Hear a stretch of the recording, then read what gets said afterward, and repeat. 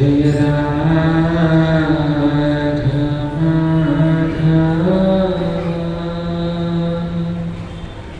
कुंज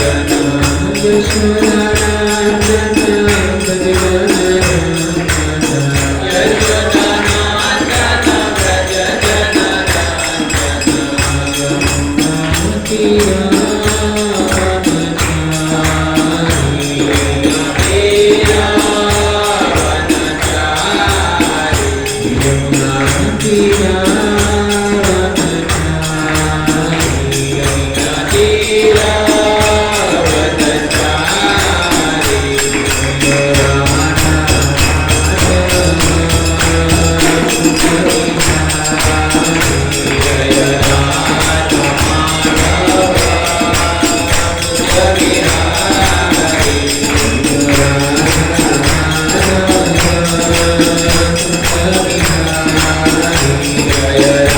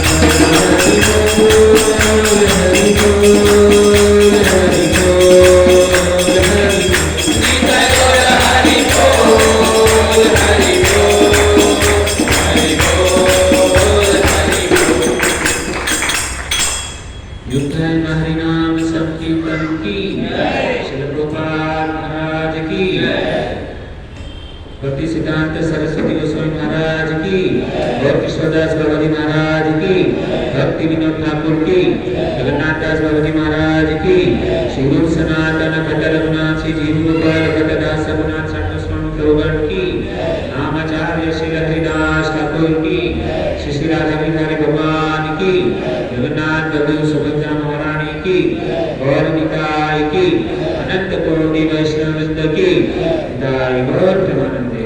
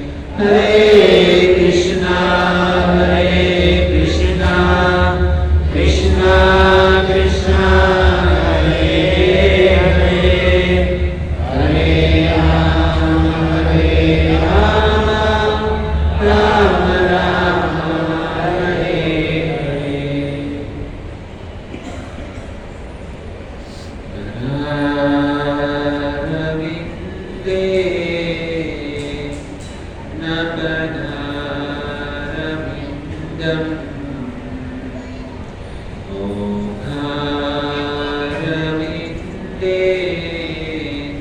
विनिवेशयन्तम्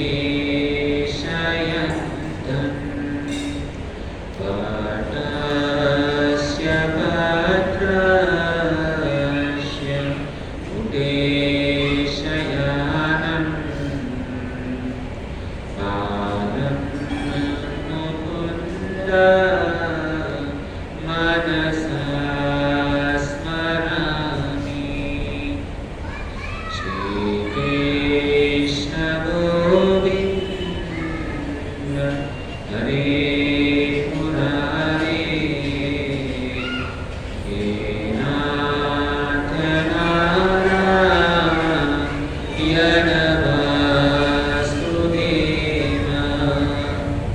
जीवेति तस्मात् अमृतमेतदेव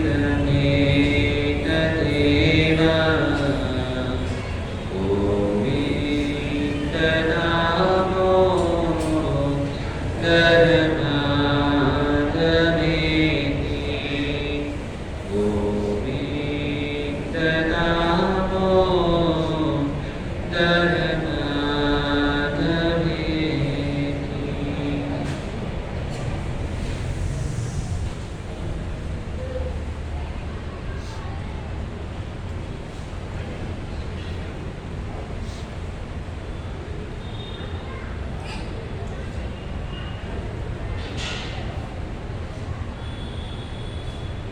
हरे कृष्णा। यहाँ पर उपस्थित आप सभी भक्तजनों का अंतर्राष्ट्रीय कृष्ण भावनामृत संघ की ओर से हार्दिक स्वागत करते हैं। मैं यहाँ पर श्री भक्तिवेदांत स्वामी प्रभुपाद महाराज की कृपा से, गुरु महाराज की कृपा से, आप सभी भक्तों की कृपा से मैं कुछ बोलने का प्रयास करूँगा। तो कृपा करके आप सभी भक्त लोग हमारे ऊपर आशीर्वाद बनाए रखिए। तो बहुत ही एक सुंदर बात है।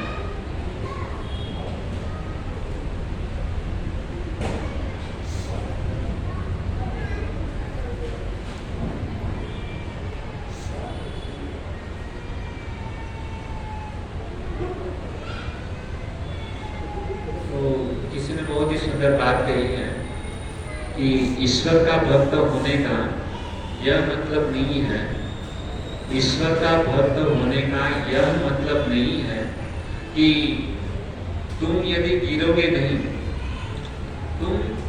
नहीं, इसका मतलब यह है कि वह तुम्हें संभालेंगे।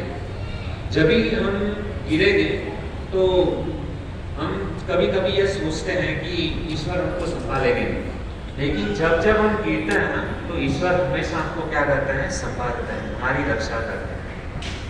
तो एक बहुत ही सुंदर कहानी है, छोटी सी कहानी है। एक बहुत ही बड़े अमीर व्यक्ति थे, तो मुसाफिर कर रहे थे। तो मुसाफिर करते करते रास्ते में एक सड़क के ऊपर एक भिखारी उसको मिला। अभी वह जो भिखारी जो था ना, वो एकदम मतलब नौजवान था और मतलब भीख मांग रहा था। तो ये अमीर व्यक्ति को उसको देख करके उसने पूछा कि आप दिखने में एकदम मतलब 22-24 साल के मतलब दिखते हो और एकदम मतलब अट्टे-कट्टे भी हो और काम करने की अभी तुम्हारी मतलब ये है और तुम मतलब ये सब काम छोड़ करके तुम भीख मांग रहे हो। तो उस अमीर व्यक्ति ने उस भिखारी को पूछ लिया कि तुम नौजवान हो तो तुमको काम करना चाहिए, मेहनत करना चाहिए, परिश्रम करना चाहिए, लेकिन तुम भीख मांग रहे हो, शर्म नहीं आती तुम्हें? तो इस प्रकार से जब अमीर व्यक्ति ने उस भिखारी को पूछा तो वो भिखारी बोलने लगा, देखो मुझे मेहनत तो करनी है, लेकिन मेरा प्रॉब्लम यह है, मेरी दिक्कत यह है कि मेरे पास नौकरी नहीं, कोई मुझे भिखारी समझ करके मुझे कोई नौकरी नहीं दे रहा है। तो ये जो अमीर जो व्यक्ति जो था ना, उस भिखारी को देख करके उसको हृदय के अंदर थोड़ी सी दया आ गई। तो उसने कहा कोई बात नहीं, तुम जवान हो और मेरा बहुत बड़ा बिजनेस है, तो एक काम करता हूँ। और उस लड़के को, नौजवान लड़के को देख करके उस अमीर व्यक्ति ने उसको कहा, भिखारी को कहा कि मैं तुमको मेरा बिजनेस का पार्टनर होना है। सीधा ऑफर देते उस भिखारी को। आज हम भिखारी को देख करके मतलब 1 रुपया देने में मतलब हिचकिचाते हैं, लेकिन इस अमीर व्यक्ति ने क्या कहा, सीधा ऑफर कि भाई मैं तुमको हमारे बिजनेस के अंदर क्या देता हूँ, पार्टनरशिप देता हूँ। अभी जैसे ही यह बात उस भिखारी ने सुनी, वो भिखारी जो था ना वो तो एकदम मतलब आनंद से मतलब नाचने लगा कि यह व्यक्ति नौकरी देने की बात तो भूल रही, लेकिन क्या कहा, सीधा बिजनेस के अंदर पार्टनरशिप। तो उसने कहा कि मुझे कबूल है, ये कौन ऐसा ऑफर कौन ठुकराएगा। और भिखारी ने सोचा कि साक्षात भगवान ही मेरे सामने आ गए हैं। यहाँ तो कोई भगवान ने अपना दूत जो है ना, अपने दूत को, अपने सेवक को जो है ना मेरे पास में भेजा है। आज तक किसी ने मुझे पूछा नहीं, और यह अमीर व्यक्ति क्या बोल रहा है कि मैं तुझे बिजनेस में पार्टनरशिप बहुत ही खुश हो गया। तो भिखारी ने पूछा, मुझे ये सौदा मंजूर है, कौन छोड़ेगा भी ऐसा मौका। तो उसने भिखारी ने पूछा, बताओ मुझे करना क्या है। तो जब यह भिखारी ने उस अमीर व्यक्ति को पूछा कि मुझे करना क्या है, तो उस समय वो मतलब जो अमीर जो व्यक्ति जो था ना, उसने कहा कि मेरा चावल का बहुत ही बड़ा प्लांट है गांव के अंदर, तो तुमको क्या करना है कि वहां पे गांव में मेरा जो चावल का बड़ा प्लांट है, तो वहां से चावल को तुमको लेकर के आना है और शहर में आकर के तुमको क्या करना है, बेचना है। बस इतना ही काम है। तो ये तो बहुत खुश हो गया कि चलो, भिखारी था, मेहनतू था। उसने कहा कि मुझे मंजूर है। उसने कहा कि कबूल है, मैं आपका बिजनेस जो है ना संभाल लूंगा। अभी बात करते हैं सौदे। ये मैं काम करूँगा, अच्छी तरीके से काम करूँगा, लेकिन आप मुझे मुनाफा कितना दोगे। और इसने तो कहा था कि मैं तुमको क्या दे रहा हूँ, बिजनेस में क्या दे रहा हूँ, पार्टनरशिप दे रहा हूँ। भिखारी को कहा। तो भिखारी ने पूछा क्या मुझे मुनाफा कितना दोगे। तो भिखारी बोलने लगा, सामने से बोलता है भिखारी कि क्योंकि उसने तो कभी सपने में भी नहीं सोचा था कि बिजनेस में पार्टनरशिप दे देंगे कोई। तो भिखारी ने कहा कि 35% जो है ना वो मैं रखता हूँ और 80% जो है ना आप रखोगे, तो उसमें कोई दिक्कत नहीं है।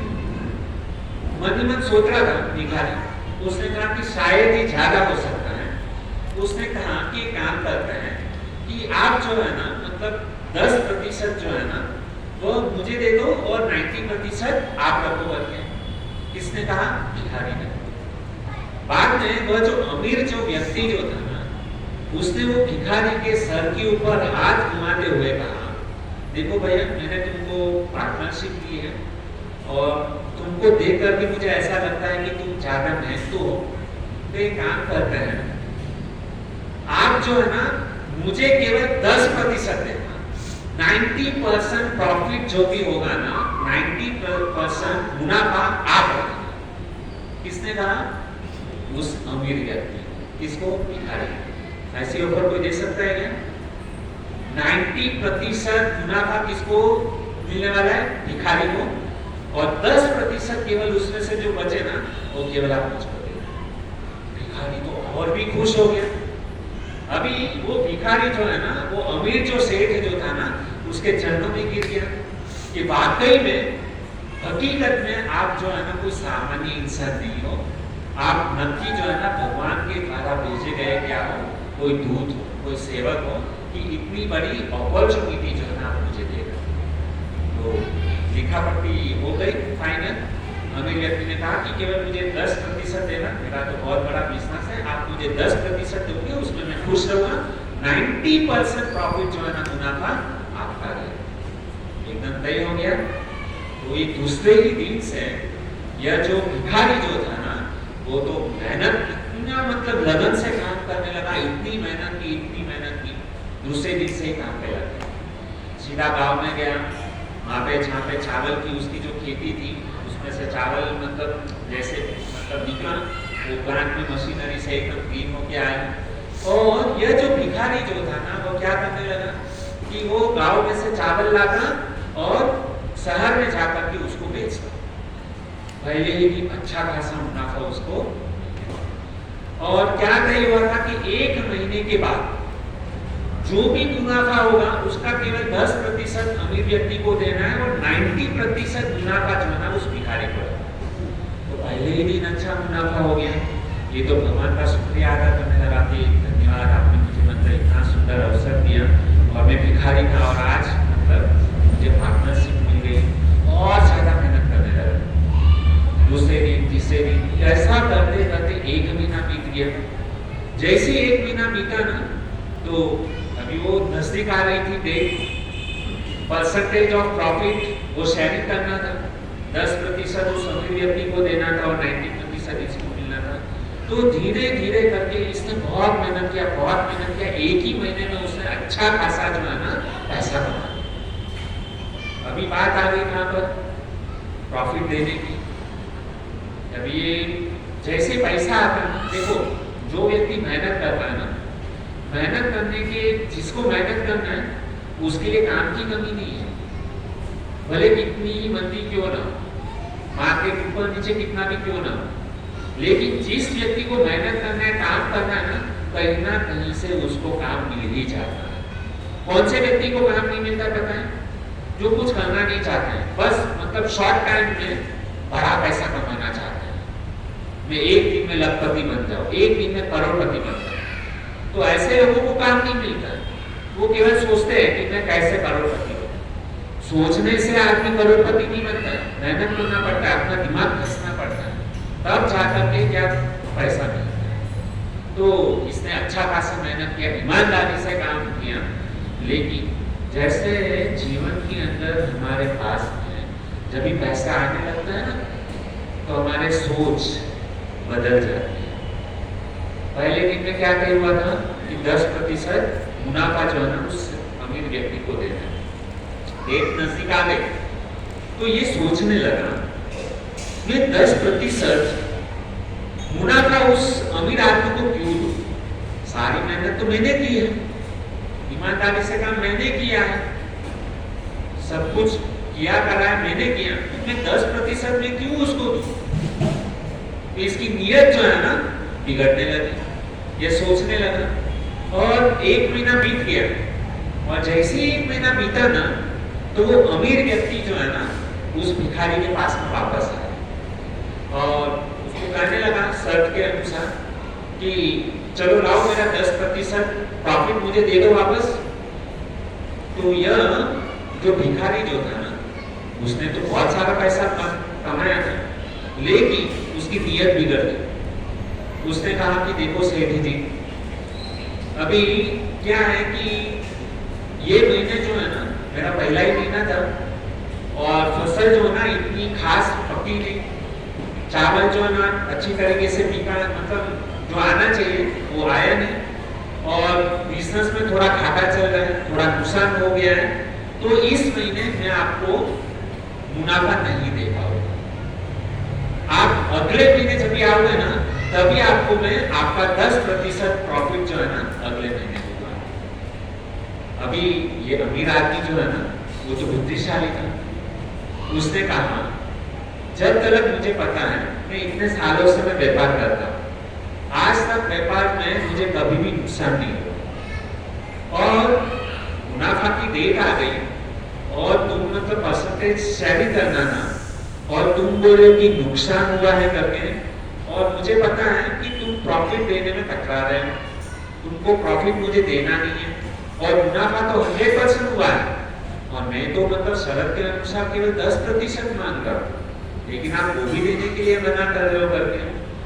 और तभी क्या हुआ कि जब भी पैसा होता है ना तो उसकी गर्मी जो है ना थोड़ी ज्यादा होती है और ये व्यक्ति खुलेआम उसको बोलने लगा, भिखारी जिस सेठ की वजह से उसको पार्टनरशिप मिली थी, अभी वही व्यक्ति उसको बोलने लगा हाँ ठीक है मुनाफा हुआ है, स्वीकार किया उसने, प्रॉफिट हुआ है, लेकिन तुमने किया ही क्या है मेरे लिए? सारी मेहनत तो मैंने की, ईमानदारी से मैंने काम किया है, तब जाकर भी मुझे इतना पैसा मिला है, तो मैं तुमको प्रॉफिट में क्यों शेयर दूं? मेहनत मैंने की, ईमानदारी से काम मैंने किया, भागम दौड़ी मैंने की, तो मैं तुमको पैसा क्यों दूं? किसने कहा इस बात को? भिखारी। अभी क्योंकि पैसा आ गया था ना, पार्टनरशिप तय हो गई थी। यदि अभी आप लोग सोचो कि उस अमीर व्यक्ति की जगह पे आप होते तो क्या करते? उस अमीर इंसान की जगह पे आप यदि होते तो क्या करते? हाँ? उसको भगा देते थे ना, भागो यहां से। अभी हुआ क्या कि उसने 10% भी देने के लिए मना कर दिया। ऐसे ही ये जो अभी जो कहानी जो है ना, अभी पलटी बहुत अमीर आदमी जो है ना, वो कौन है पता है? ऊपर वाला भगवान जो है ना, सबसे अमीर आदमी है, जिसने हमको जीवन दिया है। हमको जीवन किसने दिया है? भगवान ने दिया है। और हमको सांसें भी किसने दी है? ऊपर वाले ने दी है। हवा भी किसने दी है? ऊपर वाले ने दी है। पानी भी किसने दिया है? ऊपर वाले ने दिया है। और ये सारा अवसर जो है ना, किसने दिया है? भगवान ने हमको दिया है। लेकिन हमारा प्रॉब्लम क्या है पता है? केवल 10% भगवान ने हमको 24 घंटे दिए हैं ना। कितना घंटा दिया है? 24 घंटे हमको दिए हैं। और हम भगवान के लिए कितना समय देते हैं? 24 घंटा भगवान ने हमको दिया। हवा दिया, पानी दिया, भोजन दिया, घर दिया, मकान दिया, सब कुछ भगवान का हम इस्तेमाल करते हैं। आज हम किसी के पास से एक पेन भी लिखने के लिए लेते हैं ना, कुछ जरूरत हो मोबाइल नंबर लिखने के लिए, जब भी आप पेन जब भी सामने वाले को रिटर्न देते हो, तभी क्या बोलते हो? धन्यवाद। केवल एक पेन किसी का लेते हो इस्तेमाल करने के लिए, और जब भी रिटर्न देते हो तभी आप उसको थैंक यू बोलते हो।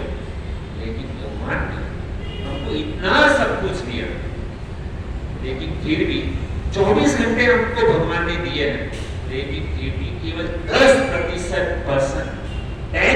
भी जो है ना, हम भगवान के लिए समय नहीं देते। हम सोच लो, बोलने की जरूरत नहीं है, अपने आप को जांच करो कि हम भगवान के लिए कितना समय देते हैं 24 घंटे में से, और बाकी का सारा समय हम किसमें दे देते हैं? उनको सोचना चाहिए।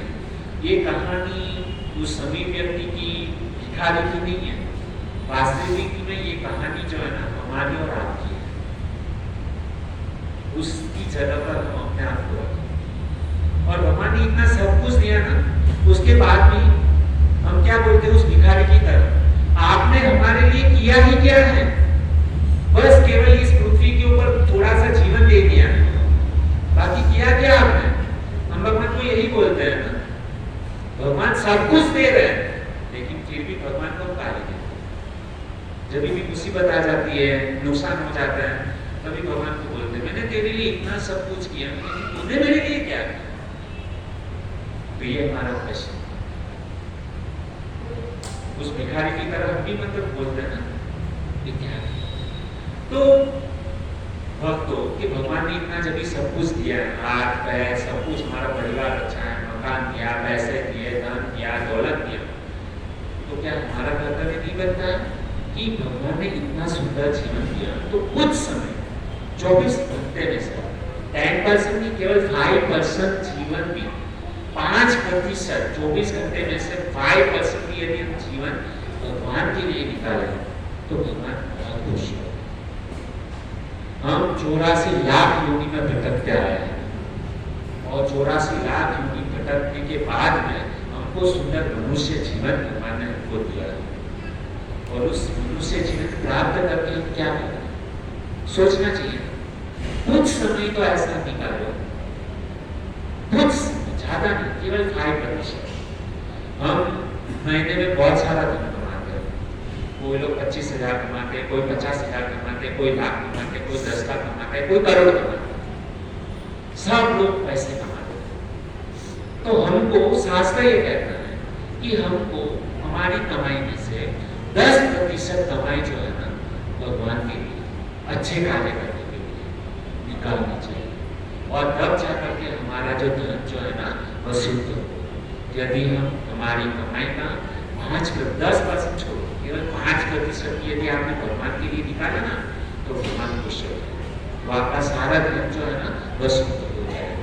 हमको पता नहीं हमारे पास जो हम पैसे हमारे धन कमा रहे वह कहाँ से आए, कैसी मतलब पैसा। कभी कभी हम देखते हैं ना कुछ लक्ष्मी हमारे घर पर ऐसी आ जाती है ना कि पूरे घर को बर्बाद कर देगा। इसके लिए शास्त्र जो है ना कहता है कि 10% 20% भगवान के लिए अच्छे कार्य करने के लिए क्या करना चाहिए, धन को निकालना चाहिए, ताकि हमारा धन जो है ना वो हमारी सुकृति बने, हमारा धन शुद्ध हो। और यदि धन को निकालने के लिए, पैसे निकालने के लिए बहुत बड़ी मतलब जिगर चाहिए।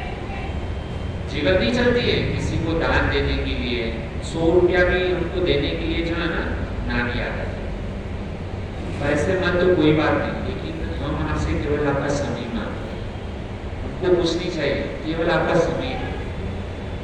और वो भी समय कैसा, अच्छा समय। ये जब भी हम कथा में आए ना तो ध्यान पूर्वक इस बात को, कथा को, भगवान की वाणी को ध्यान पूर्वक सुन सकते। ऐसा नहीं कि कथा में आए सो गए, ध्यान पूर्वक हमको कथा को क्या करना है, सुनना चाहिए। और यहाँ पर आते हैं ना तो अपने शरीर को थोड़ा सेवा में लगाना चाहिए।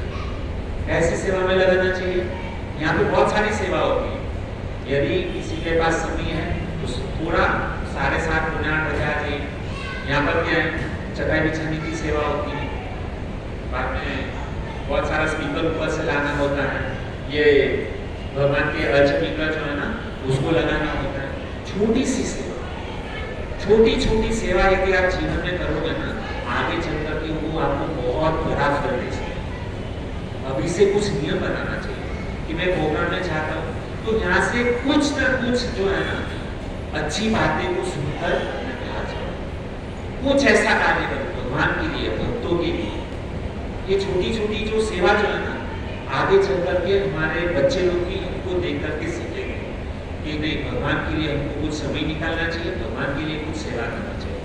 बहुत ही सुंदर जब यहाँ पे प्रसाद हो जाता है, बराबर, आप लोग अच्छी तरीके से प्रसाद पाते हैं, तो प्रसाद के बाद में यहाँ पे कुछ माताएं जो है ना वह सेवा करती है। ऐसा नहीं कि हाँ बस पर्टिकुलर ये माता जी सेवा करती है तो उन्हीं को सेवा करती, नहीं, ऐसा नहीं है। ये हमारा खुद का प्रोग्राम है। जैसे हमारे घर पे मेहमान आते हैं तो हम पूरा परिवार जो है ना सेवा में लग जाता है ना, तो यह भी एक क्या है, प्रोग्राम है, हमारा अपना प्रोग्राम है। अपना समझ के यदि इसको करेंगे ना तो भगवान के प्रति, भक्तों के प्रति प्रेम उत्पन्न होगा, हरिनाम के प्रति प्रेम उत्पन्न होगा और उसका बहुत अच्छा फल देते हैं। भगवान कभी भी अपने पास रखते नहीं है।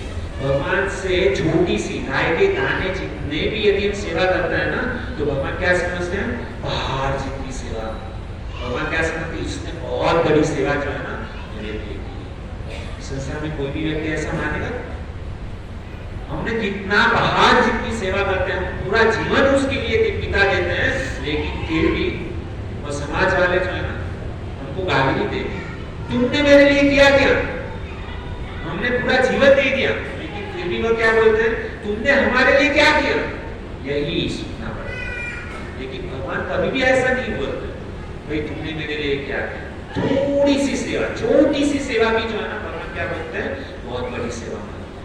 इसके लिए यदि सेवा करनी हो ना तो भगवान की सेवा करनी चाहिए, भक्तों की सेवा करनी चाहिए। वो हमेशा हम लोग को क्या है, एप्रिशिएट करें।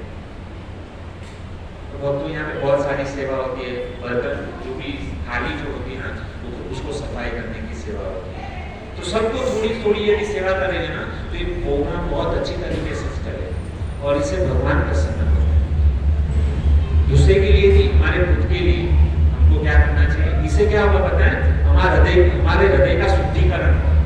जिस प्रकार से हम रोज सुबह को आईना देखते हैं ना, आईना यदि गंदा हो तो क्या है, आपकी शक्ल भी, आपने कितना भी ब्यूटी पार्लर किया हो, कितना भी मेकअप किया हो, पाउडर लगाया हो, लेकिन यदि आईना गंदा है ना तो आपकी शक्ल भी कैसी दिखेगी, गंदी दिखेगी। उसी प्रकार से जब भी हम यहाँ पर आते हैं ना, हृदय यदि शुद्ध नहीं है ना, अंदर यदि हृदय जो है ना वो शुद्ध नहीं है ना, बाहर से आप कितना भी सुंदर हो, कुछ मतलब नहीं है। परीक्षा कभी होती है पता है, भगवान हमको देखते हैं। यहाँ पे बाकी कोई देखे या ना देखे वो अलग बात है, लेकिन भगवान जो है ना सबके हृदय के अंदर विराजमान है, वो हम सबको देख रहे हैं कि हम क्या कर रहे हैं। तो यदि हमको भगवान को खुश करना है ना, तो सबसे पहले हमारे हृदय का जो कचरा है ना, वो कैसे साफ होगा। जैसा आप मतलब कांच के अंदर जब भी पोछा लेके आप सफाई करते हो तो उसमें से सारी धूल मिट्टी निकल जाती है, बराबर। उसी प्रकार से जब भी हम सेवा करेंगे ना, तो हमारे हृदय के अंदर करोड़ों करोड़ों जन्मों से जो पाप भरा हुआ है ना, वह धीरे धीरे पाप क्या होगा, सेवा करने से वह पाप जो है ना कलमश निकल जाएगा। काम, क्रोध, लोभ, मोह, मद, मात्सर्य, ये धीरे धीरे जो कचरा जो है ना वह साफ होते जाएगा। और ये जब भी हृदय के अंदर जब भी कचरा साफ हो जाएगा ना, तभी आपको भगवान जो है ना, भगवान का दर्शन, भगवान दिखने लगेगा। जब तक सेवा नहीं करेंगे, हृदय साफ नहीं होगा, हृदय साफ नहीं होगा तो भगवान को आप देख नहीं पाओगे। भगवान हमारे हृदय के अंदर ही विराजमान है, दिखते ही नहीं है, क्योंकि हृदय के अंदर कचरा भरा हुआ। उस कचरे को जब तक साफ नहीं करोगे, तब तक भगवान का दर्शन हमको कभी भी, पूरा जीवन निकल जाएगा लेकिन भगवान का दर्शन। इसलिए आपके चरणों में हाथ जोड़ के निवेदन है कि कुछ भी सेवा का अवसर मिले ना, कभी मना मत करो उस सेवा को। और ये सेवा जो है ना सबको नहीं मिलती है, अच्छे अच्छे लोग जो है ना तरसते सेवा के लिए, लेकिन हमको भगवान ने बहुत सुंदर अपॉर्चुनिटी दिया है, सुंदर अवसर दिया है, उसका लाभ लेना। ठीक है, आइए आज हम हमारे ओरिजिनल टॉपिक के ऊपर आते हैं। जैसे हम लोगों ने पिछले बुधवार को हम लोगों ने भगवत गीता के ऊपर बहुत ही सुंदर बात हम लोगों ने सीखी। कौन सा टॉपिक लिया था पिछले बुधवार को? भगवान एक है या अनेक, उसके ऊपर मैंने आपको कुछ कथा बताई, याद है ना सबको? हाँ कि ना? ठीक है, तो भगवान एक है या अनेक? कितने है भगवान? 1 2 3 4 5, कितने? भगवान एक है। बहुत ही सुंदर कि हम लोगों ने उसके ऊपर सुना कि भगवान एको एवं अद्वितीय। भगवान क्या है? एको एवं अद्वितीय। भगवान एक है, दूसरा अद्वितीय, दूसरा कोई भी नहीं, भगवान केवल एक है। तो हम लोगों ने अभी तक ये सुना कि जैसे कि हम देखते हैं कि भगवान के स्वरूप अलग अलग है, भगवान का रूप अलग है, भगवान के अंश अलग अलग है, लेकिन सुप्रीम पर्सनालिटी ऑफ गॉड है, जो पूर्ण पुरुषोत्तम भगवान जो है ना, वो कौन है? कृष्ण। केवल कृष्ण ही क्या है? सुप्रीम पर्सनालिटी ऑफ गॉड है, गॉड है। पूर्ण पुरुषोत्तम भगवान कौन है? केवल कृष्ण। तो अब हमारा और प्रश्न है कि ठीक है प्रभु जी आप बोल रहे हो, लेकिन हम लोग कैसे माने कि सुप्रीम पर्सनालिटी केवल कौन है? कृष्ण है। कितने लोग बोलते हैं कि कृष्ण ही पूर्ण पुरुषोत्तम भगवान है?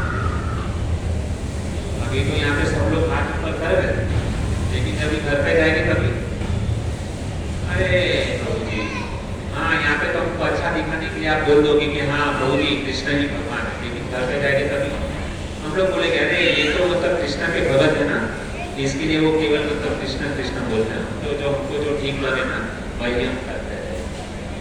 ऐसा नहीं होना चाहिए।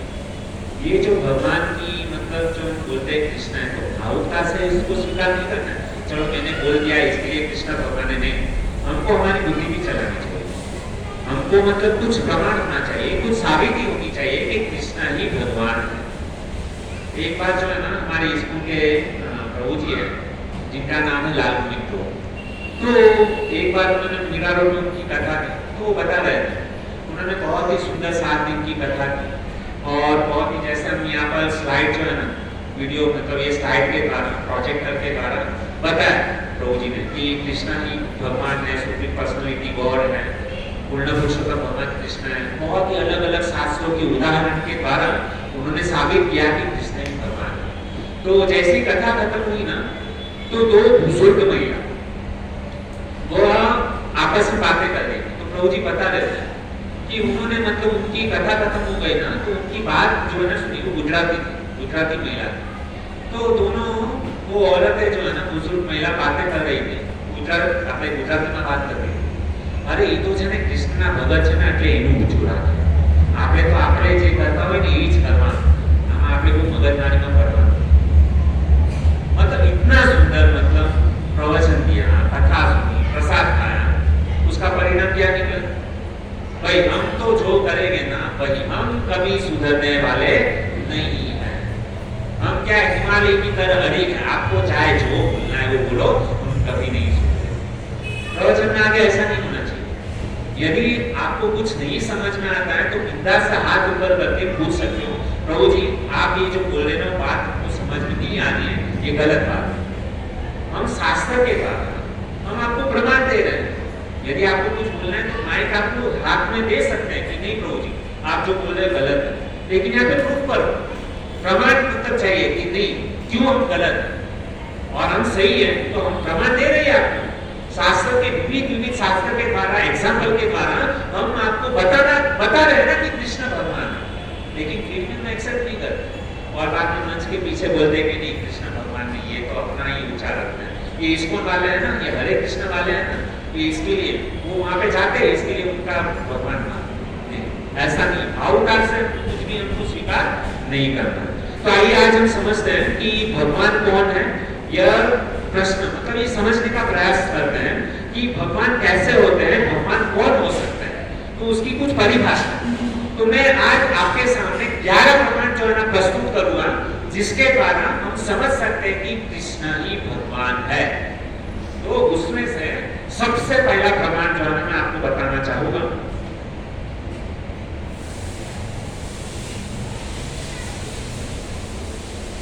तो सबसे पहला प्रमाण यह है कि भगवान कौन हो सकता है। भगवान कौन हो सकता है, तो सबसे पहला प्रमाण यह है कि जो सब समय सब जगह पर व्याप्त है उसको क्या कहेंगे, भगवान कहेंगे। जो सब समय सब जगह पर व्याप्त है उसको क्या कहेंगे, भगवान कहेंगे। जिसको कहते हैं सर्वव्यापी। सर्वव्यापी जैसा आप यहाँ पे स्क्रीन में देख सकते हैं कि जो भगवान जो होता है ना वह सब समय में सब जगह पर। अभी कैसे समझेंगे, जैसे यहाँ पर आप लोग बैठे हो, आपके ऊपर कुछ मुसीबत आई और आपने भगवान को याद किया, तो भगवान ने क्या किया, आपकी मुसीबत आपका प्रॉब्लम सॉल्व किया। लेकिन कोई बोरीवली में रहता है, वहां पे भी कोई भगत दुखी है और वो भी भगवान को याद करता है, तो भगवान तो आपके यहाँ पे है, आपकी प्रॉब्लम सॉल्व कर रहे हैं, तो वहां पर कैसे जाएंगे। तो भगवान क्या है, भगवान जो होता है ना सब समय सब जगह पर उपस्थित हो सकते हैं, उसी को ही भगवान कहते हैं। समझ में आ रही बात। बोरीवली में भगत दुखी है तो उसको भी मदद करेंगे, और दहिसर में दुखी है तो उसको भी मदद करेंगे। विरार में कोई भगत दुखी है, वो भी भगवान से प्रार्थना करते हैं तो उसको भी मदद करेंगे। कोई व्यक्ति अमेरिका में है तो अमेरिका में भी वो भगत कृष्ण को याद करता है, भगवान को याद करता है, तो उसको भी मदद करेंगे। एक साथ में सब जगह पर जो व्यक्ति उपस्थित हो उसको क्या कहेंगे, भगवान कहेंगे। अभी हम लोग ने जितने जितने भगवान को हम मान के बैठे हैं हमारे दिमाग के अंदर, तो 4-5 भगवान तो ऐसे ही निकल जाएंगे। क्यों निकल जाएंगे, क्योंकि हम जिसको भगवान मानते हैं ना, तो क्या है, वो तो हम लोगों ने केवल एक ही जगह पर देखा है, एक साथ में बहुत सारी जगह पर तो देखा नहीं है। तो भगवान क्या है, भगवान एक समय पर एक स्थान पर अलग अलग स्थान पर सभी जगह पर एक साथ में उपस्थित हो, उसको क्या माना जाएगा, भगवान माना जाएगा। अभी हम लोगों को अपने माइंड के अंदर फिट करना है कि सबसे पहला जो भगवान है वो क्या होने चाहिए, एक समय पर सभी जगह पर उपस्थित हो, उसको क्या कहेंगे, एक समय पर सभी जगह पर, उसको क्या कहेंगे, सर्वव्यापी। उसका दूसरा नाम है ब्रह्म। क्या है नाम उसका, ब्रह्म। इतना समझ में आ गई बात आपको। तो ये पहला मैंने आपको उदाहरण दिया। उसके बाद में कहते हैं कि दूसरा प्रमाण क्या है कि जो भगवान जो होते हैं ना, वह भगवान हो सकते हैं कि सभी के हृदय में परमात्मा के रूप में विराजमान हो, उसको हम क्या कर सकते हैं, भगवान कर सकते हैं। तो हमारे सबके हृदय में क्या है, भगवान विराजमान है, और वो कौन है, परमात्मा। कौन है वह, परमात्मा। परमात्मा क्या है, सबके हृदय में विराजमान। तो हम जिसको भगवान मानते हैं, क्या वह सभी के हृदय में विराजमान है। आजकल बहुत सारे मतलब लोग बोलते हैं ना, ये बापू भगवान है, ये दादाजी भगवान है, फलाने संत भगवान है। हम जिस बापू, जिस दादा, है ना, जिस संत को हम भगवान मानते हैं, क्या वह भगवान एक साथ में सभी के हृदय में विराजमान है क्या? जब ये प्रश्न जब ये आता है ना, तो आधे से ज्यादा भगवान तो ऐसे ही गायब हो जाए। ये मैं अपनी बात नहीं कर रहा हूं, ये हम बता रहे हैं। शास्त्र प्रमाण है कि भगवान वही हो सकता है कि जो सबके हृदय में विराजमान हो। अभी आप लोग सोचिए, कौन ऐसे भगवान है कि सबके हृदय में विराजमान है? अभी मैं केवल खाली प्रश्न करूंगा, दिमाग आपको लगा, घर पे जाके सोचिए। तो ये दूसरी परिभाषा। अभी तीसरी परिभाषा क्या है कि हम जिसको भगवान मानते हैं वह भगवान शास्त्रों के द्वारा प्रमाणित होना चाहिए। किसके द्वारा? शास्त्र के द्वारा वह प्रमाणित होना चाहिए, तभी हम उसको भगवान मान सकते हैं। ऐसा नहीं कि समझो आज मतलब कभी कभी कोई बोलते हैं ना, आज तो खुलेआम व्यास मंच के ऊपर लोग बैठ करके बोलते हैं कि मैं भगवान हूँ, अहम ब्रह्मास्मि, मैं ब्रह्म का अवतार हूँ, मैं खुद भगवान हूँ। तो उसके बोलने से या उस 2-5 उसके जो चेले लोग रहते हैं ना, वो उसको बोलते हैं कि हाँ ये भगवान है, ये बापू भगवान है। तो 2-5 चेले के बोलने से वो व्यक्ति भगवान नहीं हो जाता।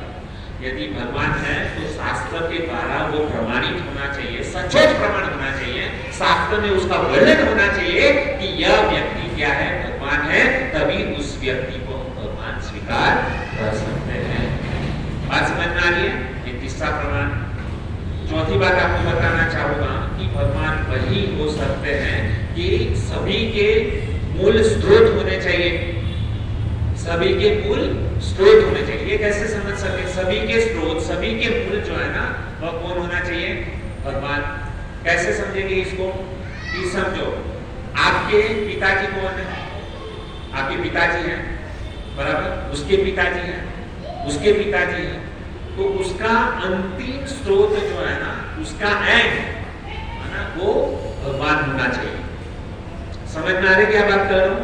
आप देखिए, हमारे पिताजी, हमारे पिताजी, हमारे पिताजी, हमारे पिताजी, उसके पिताजी, पिताजी, पिताजी, उसका एंड वह कौन होना चाहिए? भगवान। क्योंकि हम किसकी संतान हैं? भगवान की संतान है। तो हमारा स्रोत जो है ना, वो कौन होना चाहिए? भगवान। आजकल हम जिसको भगवान मानते हैं, उसके मतलब हम जिसको भगवान मानते हैं ना, तो उसका स्रोत भगवान नहीं होता है। उसका भगवान मतलब उसका जन्म कहाँ से हुआ है? कोई हाड़ मांस के बने हुए शरीर से जन्म हुआ है। और हाड़ मांस से बने हुए शरीर से यदि कोई जन्म लेता है ना, तो वो भगवान नहीं हो जाता। कैसे भगवान होगा? जिसके मतलब भगवान क्या है? सच्चिदानंद है। सच्चित और आनंद से भगवान का शरीर बना हुआ है, उसको हम भगवान कह सकते हैं। तो मेरा कहने चौथी बात यह है कि भगवान वो हो सकता है कि जिसका स्रोत जो है ना, वह उद्गम बिंदु, वो कौन? भगवान होना चाहिए। उसको ही हम क्या कहेंगे? भगवान कहेंगे।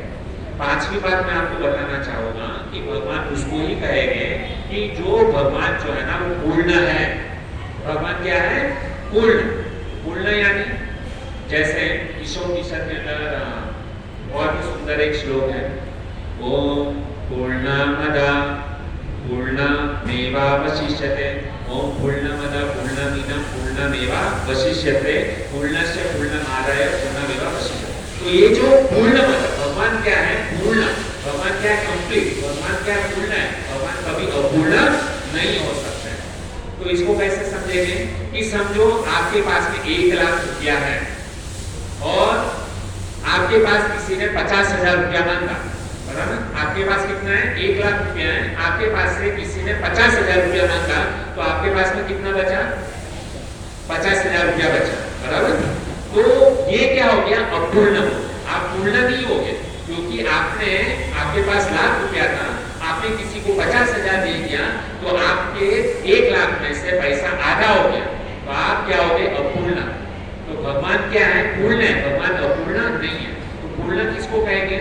समझो आपके जिसके पास में मतलब लाख रुपया है और उसने किसी को लाख रुपया दे दिया और फिर भी उसके पास में लाख रुपया बचे, तो उसको पूर्ण कहा जाएगा।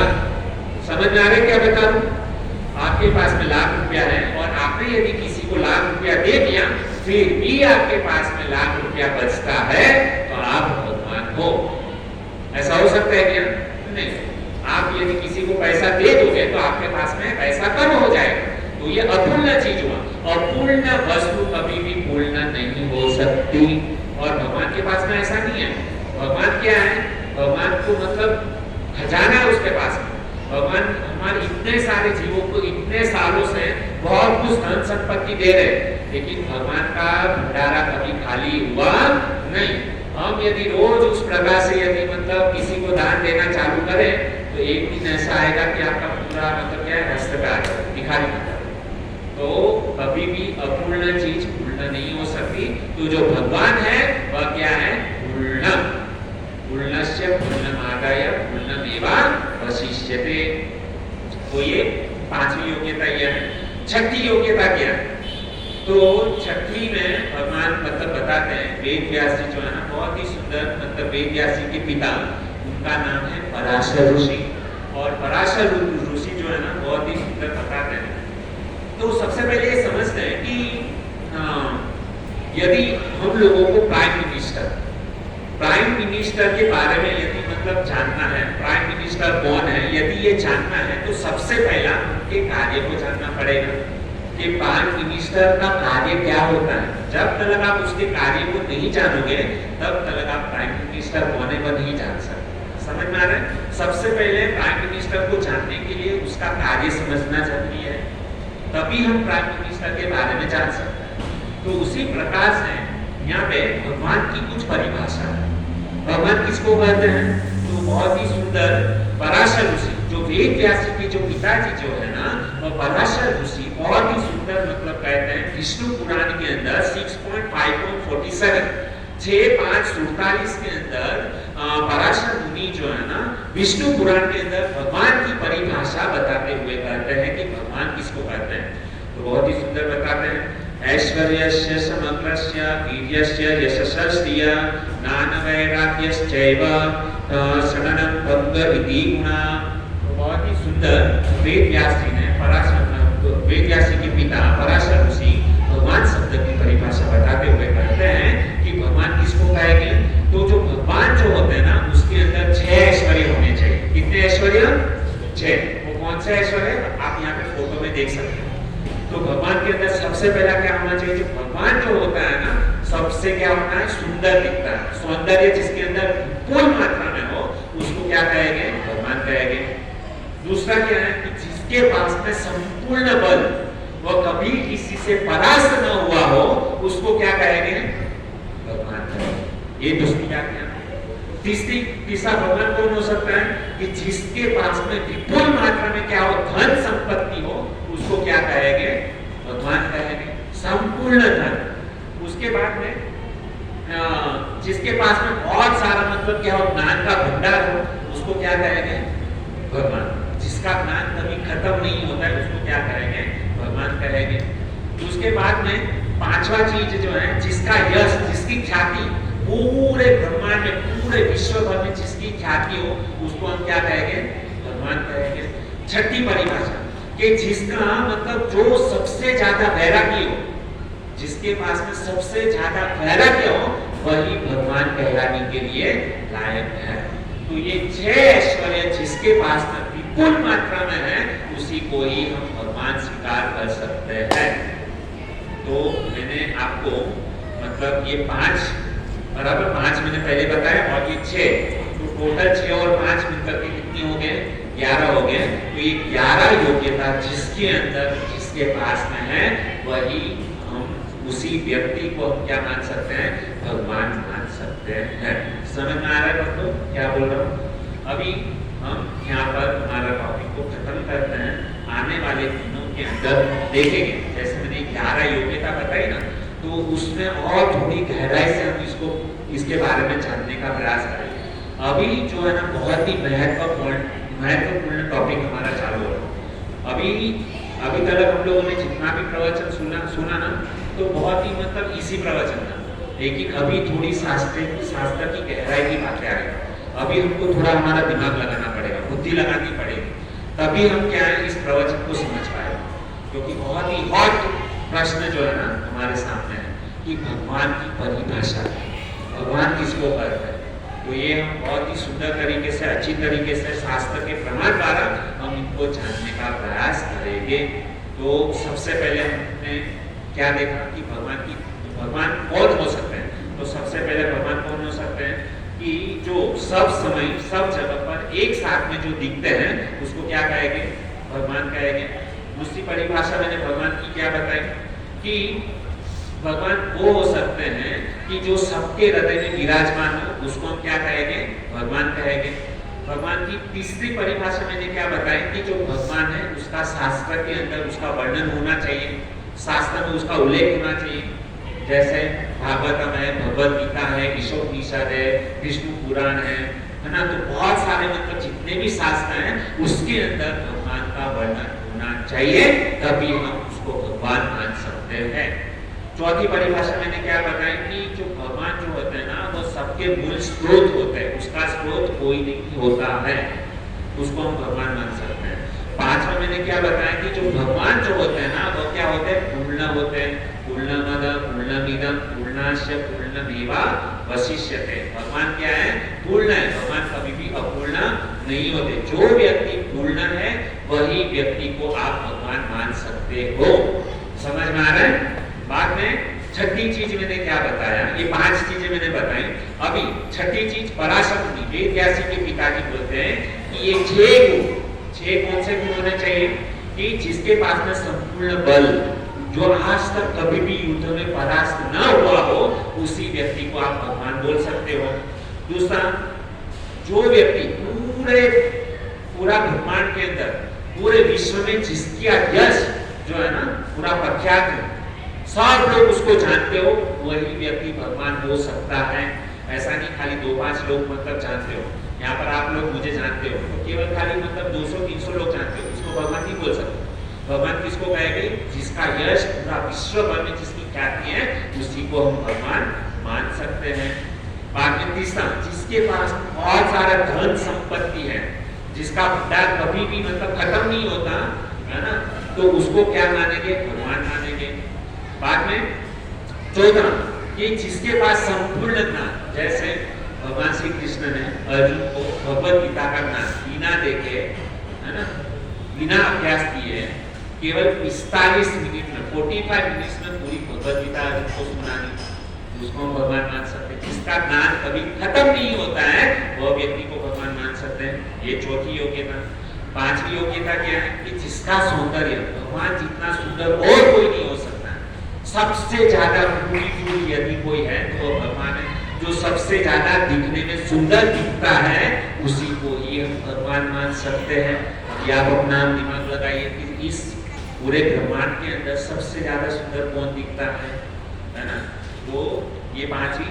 और छठा, इतना सब कुछ होने के बाद भी वह व्यक्ति क्या होता है, वैराग्य उसके जीवन में होता है, हमेशा नम्र होता है, सहनशील होता है। इतना सब कुछ है, ऐश्वर्य है, लेकिन कभी भी किसी के ऊपर गुस्सा नहीं किया, उसी व्यक्ति को हम क्या मान सकते हैं, भगवान मान सकते हैं। तो ये 11 चीज जिसके पास में है, विपुल मात्रा में है, कभी भी खत्म नहीं होता है, उसी व्यक्ति को हम भगवान मान सकते हैं। ये भगवान की परिभाषा है। अब रात को घर पे जाकर के सोते समय पहले सोचना कि ये 11 चीज हमको किसमें दिखती है, और आने वाले बुधवार के दिन आप लोग हमको बताना कि 11 चीज हमको किसमें दिखती है। ये 11 में से यदि एक भी चीज यदि कम है ना किसी में, तो आप उसको भगवान मत मानो।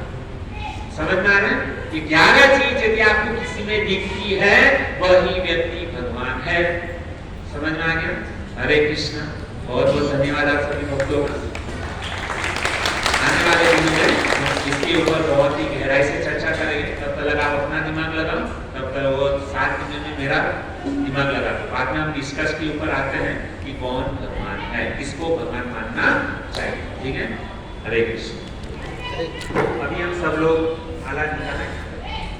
हाँ, एक माला सबको करना है, क्योंकि भगवान को समझने की कोशिश कर रहे हैं ना।